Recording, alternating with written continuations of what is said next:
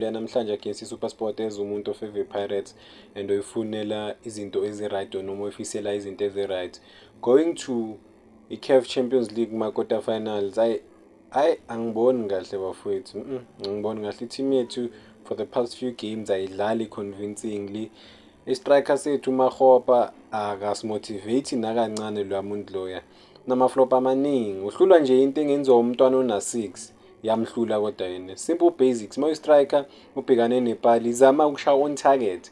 Akashayi nokushaya, makazoshaya uzoshaya off target. Igoli alikorile le goli vele vele kumele vele elizilethe kuyibhola. So asinaso i-striker kuVincent Makgopa. Angazi ukuthi why namhlanje ayi-striker sebafana.